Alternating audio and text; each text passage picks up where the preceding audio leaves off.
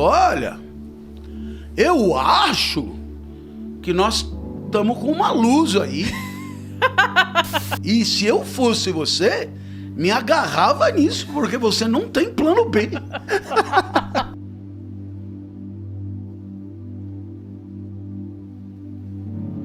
Meu pai queria me ajudar a descobrir qual era a minha praia.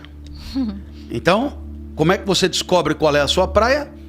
A gente ainda não vem na maternidade com uma espécie de manual de instrução. Olha, tais e tais e tais características. Função, professor de não sei o quê, de tanto a tanto. Como fazer para chegar lá? Estude isso, blá, blá, né? Seria assim uma ficha de... Seria mais fácil, inclusive. Eu acho que seria terrível, porque tem países que tentaram fazer isso. É verdade. Essa que você já viria. imposição de cima para baixo e termina em tragédia, né? Você, infantaria de frente, você, maquinista, você, médico. Orador. Não dá certo isso. Também, aí é preciso ver quem é o tirano, né? Porque uma coisa é uma submissão ao todo do cosmos. A outra coisa é a submissão a algum... O Kim Jong-un. Ditador, isso. de fato. Isso. Então, bom, aí, vamos lá. Aí meu pai me levava lá, flauta, horrível. Não é do ramo, não. Futebol, péssimo, horrível. Pintura, pelo amor de Deus. Desenho, medonho. Foi testando várias coisas. Não, e no meu caso, que tem gente que se vira em muita coisa. Uhum.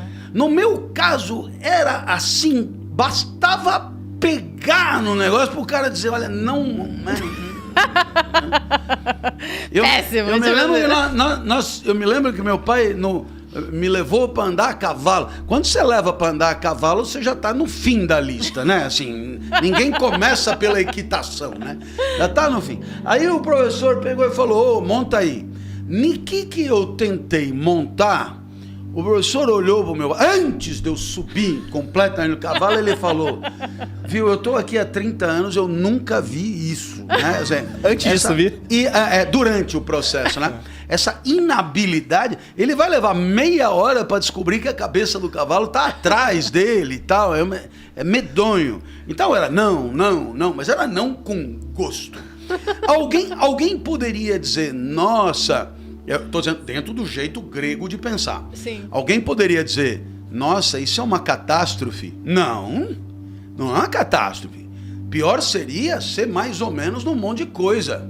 Né? Isso não é uma catástrofe. Eu acho que demora mais a chegar à conclusão. Por exemplo, eu sou mais ou menos em um monte de coisa. Então eu fiquei até quase os 30 anos tentando um monte de coisa que não era necessário. Pronto, tá vendo? Demora. Então, era 0, 0, 0. E meu pai dizia pra minha mãe, ele é ruim em tudo.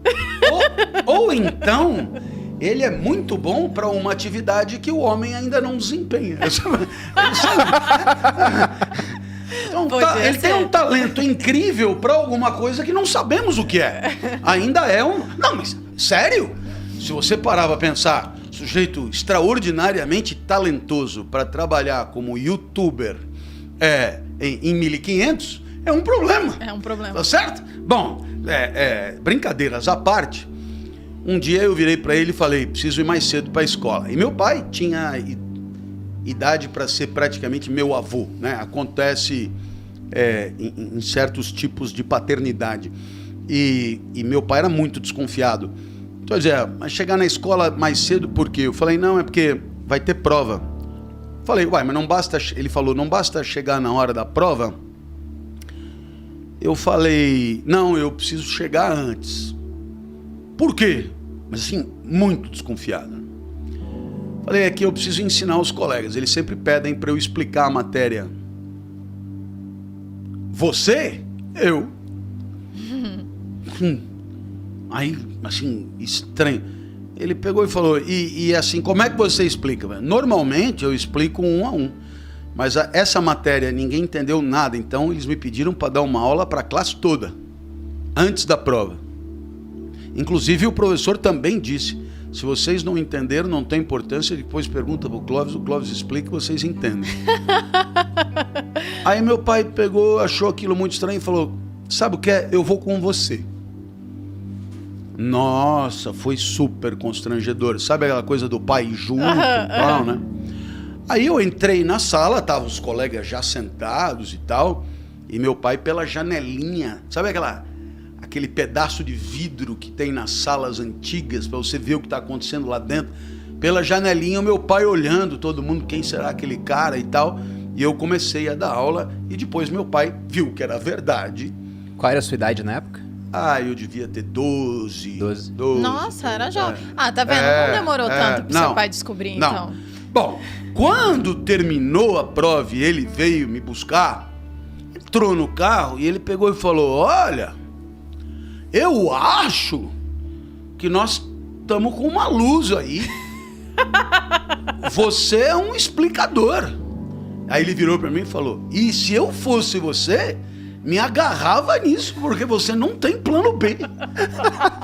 Ou é isso ou não é nada, né? Bom, eu não preciso te dizer que foram tão impactantes essas palavras que eu nunca mais desempenhei outro trabalho que não o de explicar. Que massa. Né? Nunca mais. Agora, não basta descobrir qual é a tua praia. E isso, eles são insistentes nisso. Você pode descobrir qual é a tua praia e fazer nas coxas. E havia, portanto, o conceito de arete, o conceito de excelência.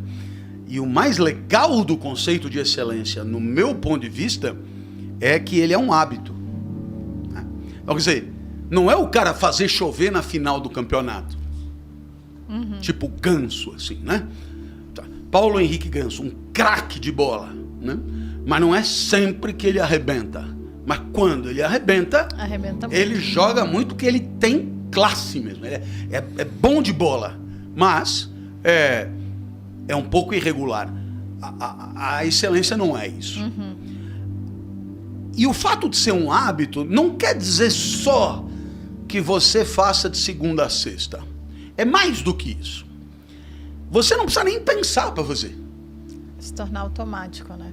Então, quer dizer, você nem se dá conta, mas você já está fazendo o melhor que consegue. É mais ou menos o que está acontecendo aqui. Professor, eu nem estou entendendo nada do que o senhor está falando. Não importa, é o melhor que eu consigo fazer. Porque essa é a ideia da excelência. Tirar o melhor de si, sem precisar nem pensar sobre isso. Agora, observe. Não é um padrão idêntico para todos. É tirar o melhor de si, nos limites da própria natureza. Sim. Então, veja que curioso. Você pode ser excelente e não ser bom. E isso é muito louco. Por quê? Lembra que tinha regular, bom, ótimo e excelente. Na verdade, esses conceitos, eles não são conceitos possíveis. Porque eles não se referem à mesma coisa. Uma coisa boa, ela transcende o particular. O excelente não transcende o particular. É o seu excelente. O excelente é o meu excelente. Então eu posso ser excelente e não ser bom. O seu excelente em hipismo ainda era muito ruim. Geral. Não, era tragédico. O meu excelente em hipismo, ele era ridículo mais para, né? Agora, eu dou um outro exemplo. Ô Clóvis, deixa eu só retomar aqui. Desculpa, é que eu tô falando, porque eu não sei fazer outra coisa. É porque meu papel aqui nesse podcast é sempre assim, simplificar. Então, eu acho que eu gosto sempre de trazer o conceito o mais simples possível, às vezes quase errado, mas o tão simplificado a ponto das pessoas que não entendem nada sobre o assunto... Você faz muito bem. Entenderem. Então, acho que quando a gente começa a falar sobre estoicismo, e é um termo que eu conheci pelo Bruno, né? Porque ele lê muito sobre isso, e às vezes a gente acaba falando nas redes sociais e quem nunca ouviu não tem a menor ideia do que seja. Eu acho que você explicou de forma muito brilhante, mas se eu tivesse que simplificar, seria ser mais passível, né? Mais constante, a partir de todas as adversidades que acontecem na vida, você, sei lá, ter um comportamento mais reto, eu diria, mais de alguma forma... Sem muitas... Sem grandes oscilações, tanto para cima quanto para baixo. Exato, você perfeito. Sem paixões. Perfeito. Exato. Perfeito. Eu te diria o seguinte, se me permitir. Você usou a palavra passivo. Não, eu acho que às vezes Não, passivo então é ruim. Eu já É ia ruim. ser errado. É ruim. Tinha uma pergunta que eu ia fazer mais na frente sobre isso, né? Como diferenciar se o cara é estoico ou é só um bosta que aceita tudo que acontece com ele e não reage, entendeu? Sim, não é isso. Mas não, porque para buscar a excelência, assim, não A dá... cabeça tem que funcionar, né? Nossa! Você tem que agir de alguma forma. Você é ativo nisso. E depois, o estoicismo é a consequência de uma sabedoria e não de uma passividade. Exato. Não é que você é um largado. Você é daquele jeito porque, mesmo podendo não ser, decidiu ser daquele jeito. Sim, inclusive eu iniciei aqui falando que eu era estoica, né? Mas com um pouquinho de ira. Porque eu sou uma pessoa... Na verdade, eu acho que eu era bem irracível. Lá atrás era. Lá atrás. Então eu era uma jovem que é explosiva. Foi uma presa, jovem... aprendeu bastante na prisão. Mentira, voltou mais madura. Eu era imatura, né? Então tudo me atingia de uma forma e as minhas reações eram muito imediatas. Então eu acho que é exatamente por isso que eu acho que hoje em dia eu consigo ser estoica, digamos assim, entre aspas, porque eu trabalhei para que eu conseguisse, de alguma forma, impedir que as minhas reações fossem tão imediatas e que elas fossem mais racionais, de alguma forma, para serem melhores. Não é só isso que, por exemplo, bem no começo, acho que foi até antes de começar o podcast, quando eu fui fazer a chamada nos stories pra cá, eu falei que a Malu era uma estoica, mas não é por conta disso, é porque, por exemplo, o Clóvis, ele colocou aqui a respeito da natureza, né? Que ele foi tentar descobrir qual era a praia dele e viu, olha, essa aqui não é minha praia. Ele não se revoltou com isso. Simplesmente ele aceitou que aquela não era a praia dele, foi procurar a praia dele e quando achou, ele partiu pra excelência dentro daquilo. Nos jovens de hoje em dia, se eles não acham a praia de cara, eles entram em depressão. Não, mas eu tô falando de você especificamente. Você fez exatamente a mesma coisa. Você sabe que certas coisas não são pra você. Sim. A Malu tem dislexia. Então, ela entende que quando ela vai se expressar de maneira escrita, não é tão bom quanto de forma oral. E aí, graças ao Cosmos, surgiu o YouTube, ela foi lá e fez muito sucesso. Porque se não tivesse essa ferramenta, se ela fosse fazer concurso público, ou igual ela fez a prova do Enem, sabe aquela recomendação de ler a prova toda antes de começar? Nunca foi bom. O excelente dela estava abaixo do padrão aceitável para passar em uma faculdade muito concorrida. Ela fez ciência política, porque era o que ela permitia na época, com a nota do Enem. O Enem tem aquela recomendação, leia a prova toda antes de começar. Ela nunca leu a prova toda, nas vezes que ela tentou, porque não conseguia, e não sabia que tinha dislexia, porque hoje em dia tem 1 hora a mais para que tenha dislexia, tudo. Então, ela viu aquilo que ela não poderia mudar e aceitou. O que ela poderia mudar, ela correu atrás, né? E acho que ela tem muita sabedoria para distinguir também de uma forma ou outra. Por isso que eu falo, quando eu leio aqui os estoicos, eu falo, você é estoica. Tirando a parte que você era muito mais irracível e foi amadurecendo, né? Então, por isso que eu enxergo assim. Mas, quando você falou de estoicismo, eu até gostei do exemplo que você deu, Clóvis, você sendo assaltado e levando o seu carro, porque isso me lembrou a história do Zenão. O Zenão de Cite, que foi o fundador do estoicismo. Isso. Que era esse grego que ele era um comerciante, e em determinado momento aconteceu um naufrágio, e todos os bens dele praticamente se perderam no mar. Ao invés de ficar revoltado ou depressivo, ele simplesmente falou que a fortuna ordenava que ele ficasse mais livre para filosofar. E aí partiu realmente para conhecer mais da filosofia. Então ele aceitou aquilo que aconteceu, porque é a vida, pô. Você vai sair no meio de uma nevasca e falar, tá nevando e não era pra estar nevando, vai se revoltar contra a natureza? Não dá, né? Simplesmente, mas por favor. Bom, primeiro, essa sua condição te permite mais do que simplesmente uma aceitabilidade, ela te permite uma excelência verbal, né? Tanto que você é profissional da palavra, né? Obrigada. Vamos acreditar nisso aí. E o faz com maestria, Obrigada. né?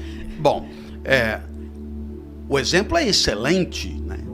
O estoicismo é muito isso, é uma sabedoria que te ensina a não se revoltar com o que é, mas te ensina a não se revoltar com o que é, te explicando que as coisas não giram em torno de você, né?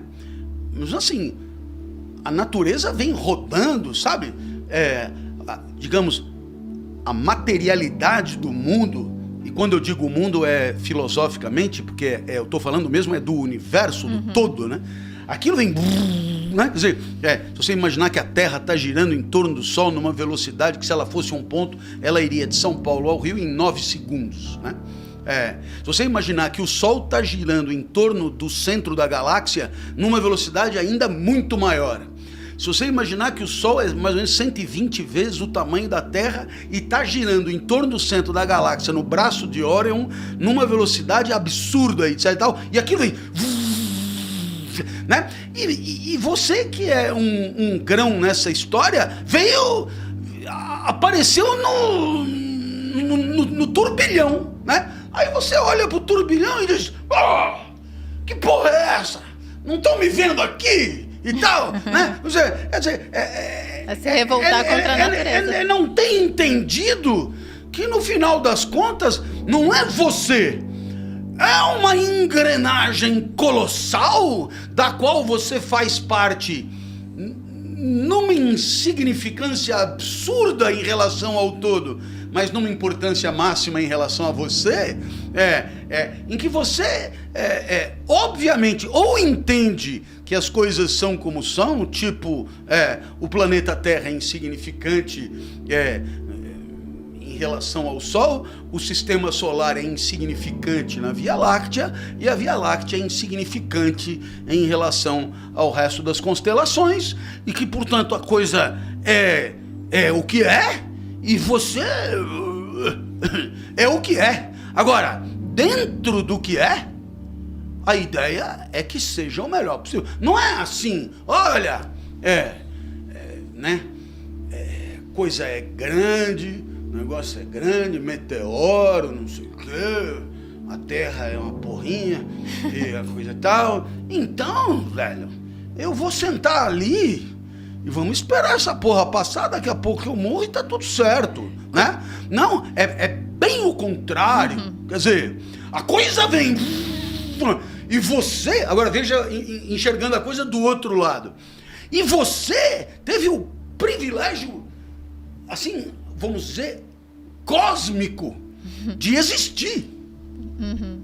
Porra, já que você existe, quando haveria zilhões de ocorrências que não te fariam existir, porque bastaria um espermatozoide torto entrar na frente do seu e pronto, já não seria você. Então, já que a vida é quase uma impossibilidade, quase raiz de -1, mas ela é uma grande improbabilidade, velho. Então é o seguinte, deixa eu ver quem eu sou e aí eu vou viver e naturalmente eu viverei a melhor vida possível se eu explorar o que eu tenho de melhor. De melhor. Ah, mas eu não queria ser explicador, né? Eu queria ser jogador de golfe. Velho. Então, mas você, no meu caso, que tenho 9% da visão de uma pessoa normal. Então, você não enxerga nem o buraco, nem o taco, nem a bola, nem não sei o quê. Então, evidentemente, não vai rolar ser jogador de golfe. Então, é isso aí. Agora, essa aceitação de um lado, e a parte que depende de nós, de outro lado, é que fazem a equação da sabedoria. É o Epicteto. Metade da vida depende de você, a outra metade não depende de você. Na sua vida tem coisas que você pode controlar e coisas que você não pode controlar.